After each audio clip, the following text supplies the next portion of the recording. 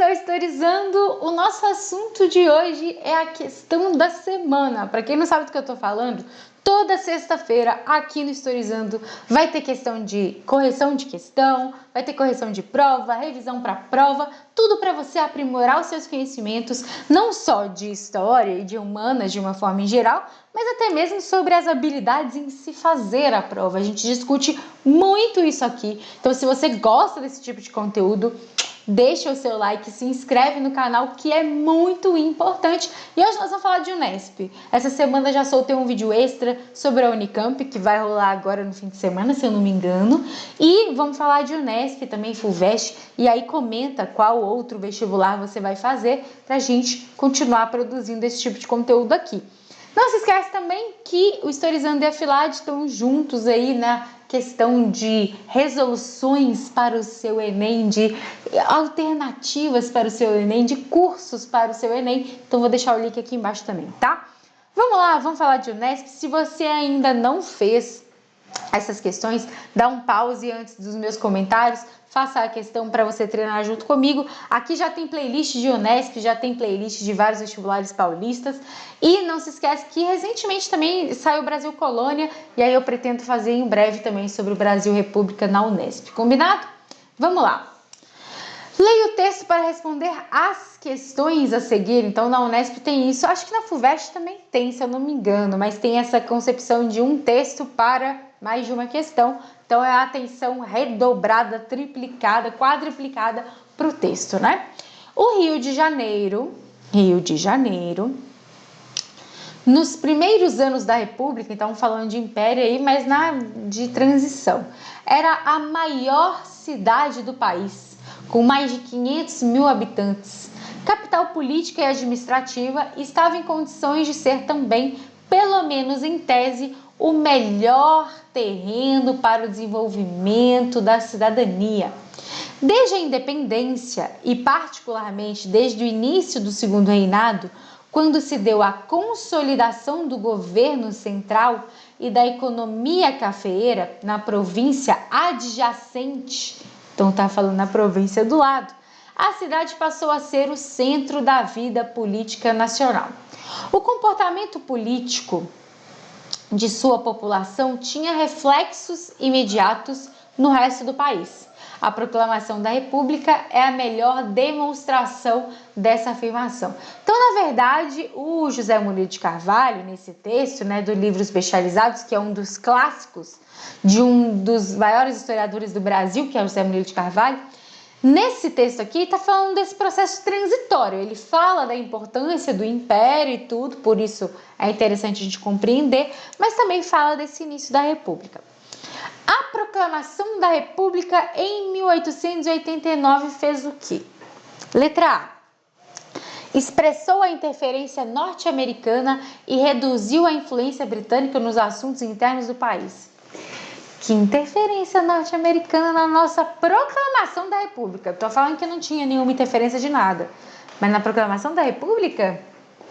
A nossa proclamação da República foi um golpe militar. Foi um plano entre os militares naquele momento ali. Claro, existiam ideais republicanos. Em 1776 teve, né, a independência dos Estados Unidos com a questão republicana. Mas isso é bem anterior, né, essas influências. É mais de um século, né, de diferença dessa independência dos Estados Unidos e tudo. Então, não, né? E a influência britânica continua acontecendo, né? Então, não. Teve forte participação dos sindicatos operários. Gente, que sindicato operário? Nós temos movimentos, sindicatos e operários no Brasil? Temos. Aí nessa época? Não. É princípio do século XX, tá? Então, na transição, século XIX, final do XIX, início do XX, mas mais no XX, né? E não vai ter forte participação, a proclamação da República dos Sindicatos. Da capital e ampliou os direitos da cidadania? Não. A ampliação de direitos da cidadania vai acontecer? Vai acontecer em 1891, com a primeira Constituição, mas não vai ser tão ampliada assim, porque vai excluir os analfabetos, que era a maioria no Brasil. Então, de qualquer forma, está errado. C. Representou o fim da hegemonia das elites cafeira e açucareira. Tanto que aqui, ó, tá discutindo exatamente sobre a questão da elite cafeira. Na condução da política, não foi o fim. Nós temos aí a Primeira República, primeiro com os anos chamados de República da Espada, depois com a chamada República Oligárquica, que é justamente sobre essa hegemonia aí política dessas oligarquias, que também já tem vídeo aqui no canal. E ó, te dá uma dica. Tá saindo uma playlist, né? Semana que vem ela vai ficar completa sobre chamada Vai Cair no Enem. Só que, por mais que ela se chame Vai Cair no Enem, que é o vestibular que a maioria das pessoas fazem, vale para todo e qualquer vestibular. É a base de todo e qualquer vestibular. E já saiu o vídeo de República Oligárquica. Se eu fosse você, assistia, tá? Não só sobre a República Oligárquica, essa série toda vai ser uma base importante para qualquer vestibular que tenha história que você vai fazer. Fica a dica. Então, não.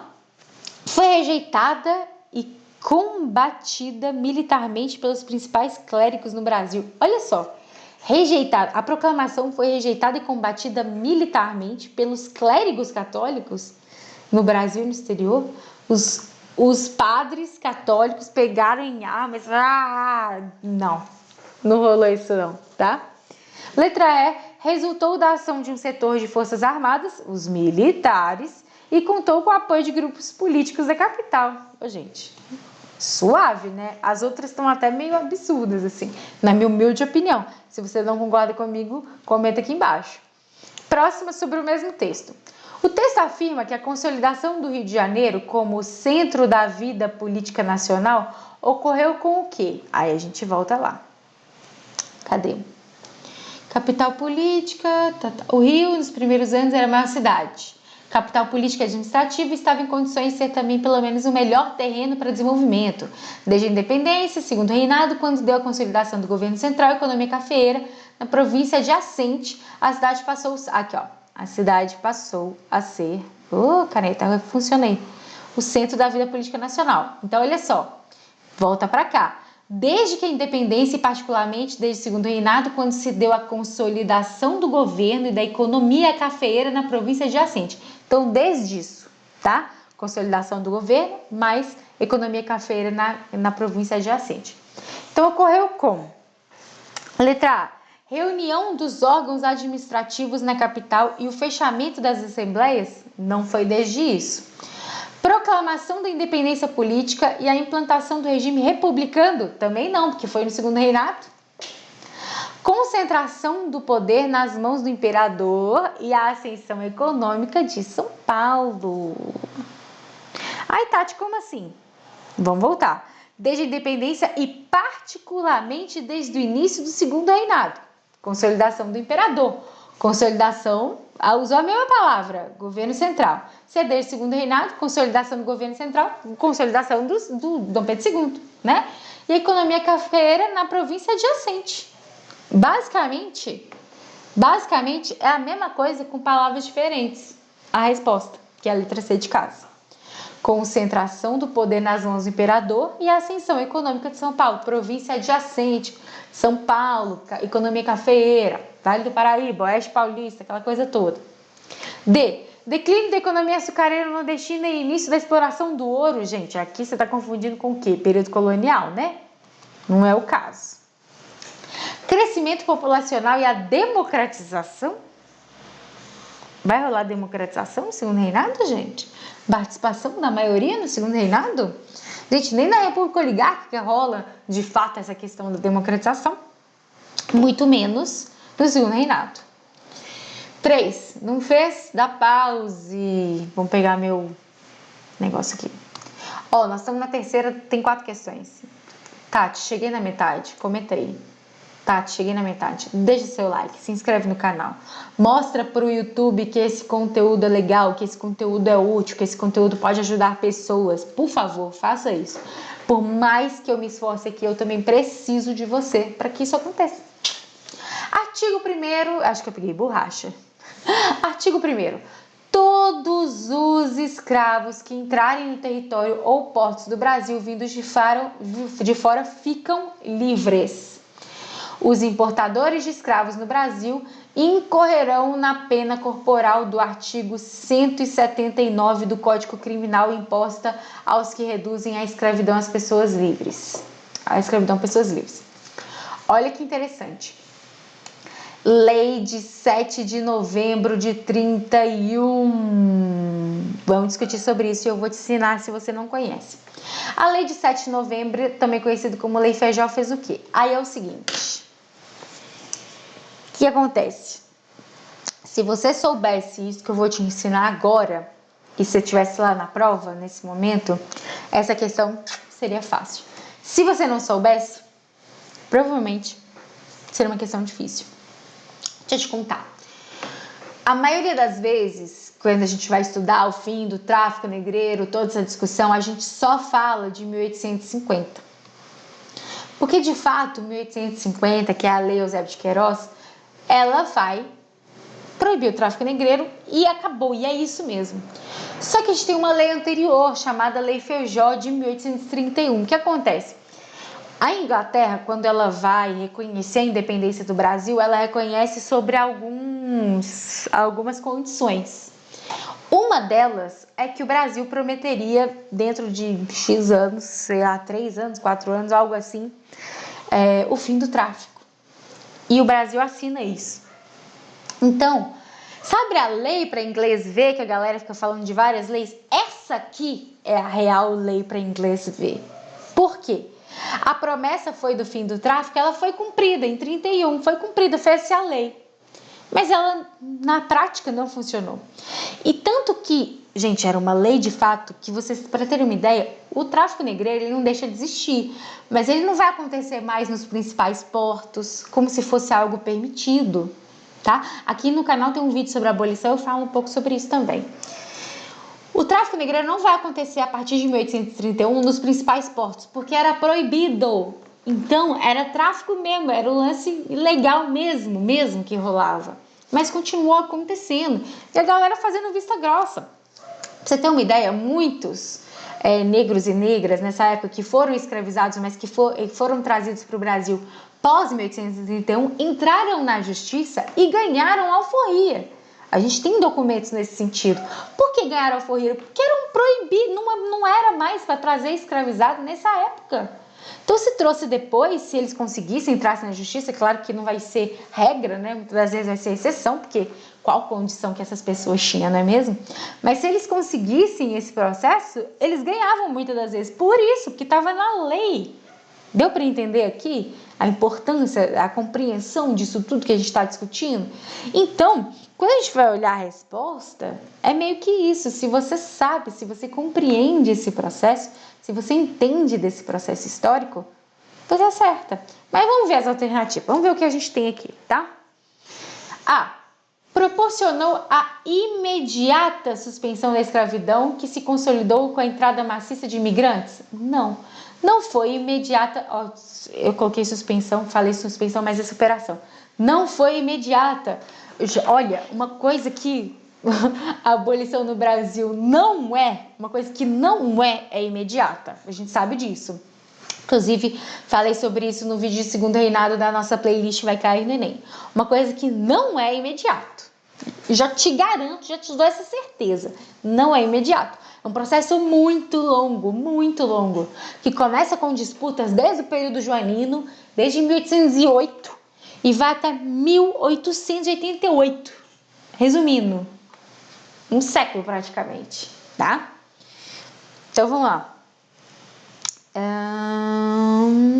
Tá, não foi imediato, beleza. Teve efeito reduzido, a lei teve um efeito reduzido, pois o tráfico de escravos e a entrada de mão de obra no território persistiram nos governos sucessivos. Sim, até a metade sim, que até 1850. Sim. É isso que acontece. Existiu a lei, mas não teve o efeito, teve efeito reduzido. Ah, não teve efeito nenhum? Teve, lembra que eu falei? Os principais portos já não recebiam, era tudo clandestino, ou era naquela hora da noite, ou era em portos alternativos. Essa coisa rolou, a proibição rolou, né? Mas era vista grossa, essa questão dos negros e negras que entravam na justiça. Então teve um certo efeito, mas muito reduzido. Letra B de bola. Foi promulgada por pressão da coroa inglesa, sim, que determinou que navios britânicos apreendessem... Não. Tá confundindo com Bill Aberdeen, né? Que, se eu não me engano, é 1845. Sou muito boa de decorar a data, não, e nem precisa, tá, gente? Ficar decorando. É bom você entender a estrutura cronológica de ordem, o que vem primeiro, o que vem depois, mas saber o ano exato, o mês exato, não. Mas, se eu não me engano, Bill Aberdeen é 1845. Se você quis aí abrir a aba do Google, deixa eu ver se eu corrijo essa professora e viu que eu tô certo, comenta aqui. Se você viu que eu tô errada, comenta aqui também. Letra D. Proibiu a escravidão no Brasil, embora... Primeiro, gente, proibir tráfico, proibir a escravidão são coisas diferentes, tá? Embora a escassez da mão de obra assalariada tenha levado à manutenção do emprego da...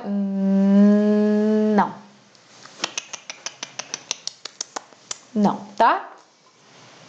Letra E. Resultou da guinada ocorrida no período regencial, quando o Brasil assumiu diretrizes liberais e ilustradas na condução da política e no reconhecimento. Nossa, não. Basicamente, o que está falando aqui, ó, essa lei é um resultado do iluminismo da galera do período regencial. Não. Primeiro, que não era todo mundo que era liberal. E segundo, que era liberal até a parte 2, até a página 2, né? Não é só os liberais do Brasil, não, tá, gente? Do mundo nessa época, do iluminismo, porque era muito interessante se falar liberal, liberdade, igualdade, aquela coisa toda, mas para falar de escravizado, para falar de questões coloniais, para falar do Haiti, não era. Não pode, entendeu? O próprio Napoleão Bonaparte, né? Cara todo, Revolução Francesa, ideais e falou do Haiti, vou acabar com a raça dessa galera. Então, assim, até a página 2, tá? Então, letra B de bola. Última questão, se não fez, dá um pause. Essa charge aqui é bem clássica, né? E olha só, é uma charge muito clássica, já apareceu inúmeras vezes em prova e a galera continua persistindo. Então, é porque essa lógica é interessante da gente entender. Dê o pause se você ainda não fez. E se você chegou aqui, pode fazer um comentário. Não fez o comentário na questão que eu te pedi? Faz agora, tá? Cheguei na última. Tô curtindo. Esse vídeo tá legal. Enfim, me dê algum sinal de vida de que um vídeo desse tamanho faz sentido no YouTube, tá? Porque pro YouTube mesmo não faz sentido. Mas se para você faz, eu continuo fazendo. É correto interpretar a charge que representa Dom Pedro II e foi publicada em 1887 como o quê? Uma charge do cara dormindo. Enquanto você tem notícias do país, acontecimentos do país no colo dele, ele lá ignorando, dormindo, como é que se interpreta isso? É basicamente isso que ele está querendo de você na questão. Deixa eu ver se tem... Não tem legenda. Uma história no Brasil através da caricatura, é isso. Demonstração da exaustão provocada pela diversidade de atividades? É por isso? Tadinho, tá cansado? Não é para isso que ele quer, não. Letra B, valorização do esforço. Mesma coisa, né? Tipo assim, se você colocar aqui letra A e letra B, elas meio que se acompanham. Tadinho, é isso. Ou então, nossa, tão esforçado, né? Em manter-se atualizado em relação... Não, o cara cheio de notícia no colo, é por isso? Não. Agora, olha assim. Crítica à passividade e à inoperância do imperador em meio ao período de dificuldades? Aí sim. O Brasil no caos e ele lá, dormindo, e as coisas no colo dele, tipo, se dane, tô cansado, tô com sono, vou dormir. Gente, é uma crítica. Você publica uma charge dessa num jornal, pensa hoje, você publica uma charge de um presidente do Brasil dormindo e um monte de notícia, pandemia, tá no colo dele, o cara tá dormindo. Você tá falando o quê? Tadinho dele, tá trabalhando muito? Não, né? No jornal você tá publicando uma charge dessa? Não. Você tá criticando, metendo pau. Fala assim, ô meu filho, acorda aí. Tem muita coisa para fazer. Você é nosso representante. Mesma coisa aqui. D. Denúncia da baixa qualidade da imprensa. Tá zoando a imprensa aqui, gente? A imprensa que tá sendo zoada? Não. Celebração, isso aqui aconteceu? Insistente crítica ao imperador? Sim, mas essa charge está fazendo isso, está criticando isso? Não, é diferente, tá? Isso aqui pode ser um distrator. Letra E, celebração da serenidade. O cara tá dormindo e a gente tá celebrando isso? Isso mesmo, Dom Pedro II, dorme mesmo, está certo. Da serenidade e harmonia das relações sociais no país durante o Império. Serenidade e harmonia durante o Império, principalmente nesse final aí, nesse período aí, no final do século XIX. Celebração, serenidade, harmonia é o oposto, né? Eu acho essa bem tranquila. Eu acho que essa colocaram ali para te garantir um pontinho. Pode ter distratores? Pode ter distratores. Principalmente, qual que é o maior distrator aqui que você acha, hein? Comenta aqui pra mim. Eu acho talvez letra D. Mas aí o distrator é se você falasse da charge, não o que ela representa, né? Como o que ela foi. Porque, tipo, a charge é uma insistente crítica que rolava? É. Mas não tá te pedindo o que é a charge nesse momento. Tá te pedindo a interpretação da charge. O que é a charge tá querendo dizer? Tá querendo criticar o Dom Pedro II. Talvez poderia ser um distrator. Mas aí um distrator, falta de atenção total, né? Então, C de casa. Chegou até aqui? Seu like é muito importante, sua inscrição, nossa, realiza meu sonho de chegar àquela plaquinha prateada escrito Historizando, que é um nome que eu escolhi com muito carinho para este canal. Por favor, realize meu sonho. Se inscreve, curta, compartilhe com quem vai fazer a prova. Se você vai fazer a Unesp, comenta aqui se você quer mais conteúdos da Unesp. Vou deixar linkado a nossa playlist de Unesp. E assim, gente, todos os vídeos aqui são conteúdos que valem para a prova da Unesp. Tirando correção de questão de outras provas, o resto todo vale, tá? Porque é conteúdo. E é isso, eu espero que você tenha gostado. Eu te encontro nos próximos vídeos. Um beijo e até a próxima.